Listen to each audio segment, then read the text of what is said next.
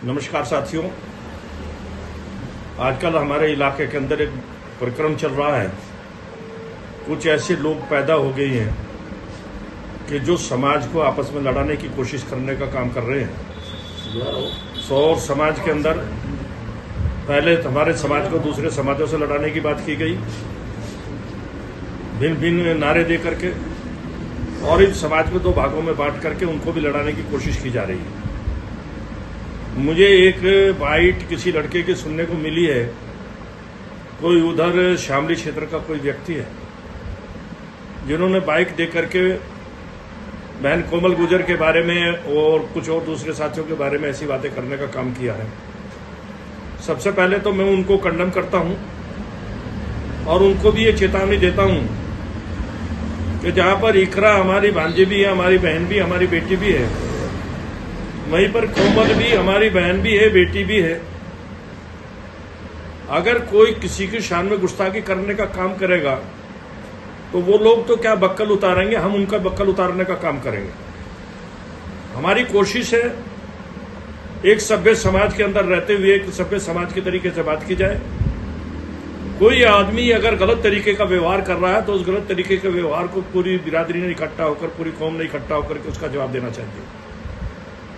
पीछे घटना घटी, किसी ने ये पूछने का काम नहीं किया कि इस घटना में ये हमारी मौजूदा सांसद इकरा हसन का क्या रोल है, क्यों उनका नाम आया कि उनके खिलाफ नारेबाजी करने का काम किया गया, क्यों उनके खिलाफ भद्दी भद्दी गालियां दे करके उनको नवाजने का काम किया गया। मंदिर की घटना हुई, हम लोगों ने मंदिर की घटना करने वाले व्यक्तियों के बारे में केवल एक ही बात कही कि मंदिर जैसे मंदिर हो, मस्जिद हो, गुरुद्वारा हो, गिरजाघर हो, जो पूजा स्थल है, अगर कोई इनमें तोड़फोड़ करता है, इनको क्षति पहुंचाने का काम करता है तो उसकी निष्पक्ष जांच होकर के उनको सजा मिलनी चाहिए।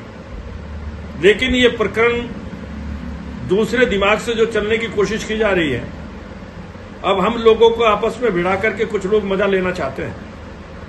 हम उन लोगों को बहुत साफ तौर से कहना चाहते हैं कि हम किसी भी अक्षण कोई ऐसी कार्य नहीं करने देंगे कि दोनों समाजों को जो आमने सामने लड़ाने की कोशिश कर रहे हैं उनको हम मुंहतोड़ जवाब देने का काम करेंगे। और मैं फिर अपनी ओर से, अपने साथियों की ओर से, अपने तमाम समाज की ओर से उस व्यक्ति को भी ये बताना चाहता हूं जिसके बारे में हम कुछ नहीं जानते। हमें तो, मुझे तो आज ही पता चला है। मैं बाहर था, प्रोग्रामों में लगा हुआ था। आज जैसे ही मैं गंगों में पहुंचा हूं, गंगों में आने के बाद मुझे इस प्रकरण के बारे में पता चला कि किसी व्यक्ति ने बहन कोमल के बारे में भी कुछ बदतमीजी करने की कोशिश करी, उनके बारे में भी कुछ कहने का काम किया। हम नहीं जानते कि वो कौन है, कौन नहीं है, लेकिन हम इतना जरूर जानते हैं, अगर कोई हमारी बहनों के खिलाफ, हमारी बेटियों के खिलाफ अगर कोई टीका टिप्पणी करने का काम करेगा तो उससे बड़ा दुश्मन हमारा कोई नहीं हो सकता। और रही इसकी बात, कोई बक्कल की बात करता है तो उसे खुद अपने सीने में, गिरेबान में झांक करके देख लेना चाहिए कि तुम्हारा कितना वजूद है, तुम्हारी कितनी ताकत है और तुम किस तरीके से इस भाषा का इस्तेमाल कर सकते हो। मैं फिर तमाम समाज की ओर से, तमाम साथियों की ओर से उस घटना को कंडम करता हूं, उस व्यक्ति को कंडम करता हूं और उम्मीद करता हूं कि पूरे समाज के लोग आपस में बैठ करके इन सारी बातों को निपटाने का काम करेंगे। इसको कहीं आगे बढ़ाने का काम नहीं किया जाएगा।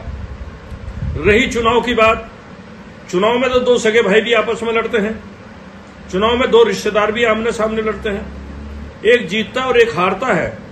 लेकिन ये कभी नहीं होना चाहिए कि जीतने वाला अति उत्साहित मन में कुछ हारने वाले के प्रति कोई बात कर दे, या हारने वाला कोई ऐसी अशोभनीय व्यवहार करके अब इस तरीके की बातें करे। ये आपस में नहीं होना चाहिए।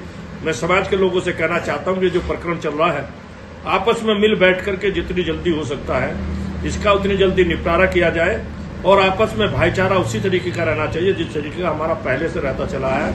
और मैं तो यह भी कहता हूं, लोग कहते हैं, दूसरे समाज के लोग भी कहते हैं कि गुजरों की 500 किलोमीटर तक एक होती है। इसमें कोई शक शुबे की बात नहीं। पार्टी अलग अलग हो सकती है, राजनीतिक दल अलग अलग हो सकते हैं, वैचारिक तौर से हम अलग अलग हो सकते हैं, लेकिन सामाजिक तौर से हम अलग नहीं हो सकते।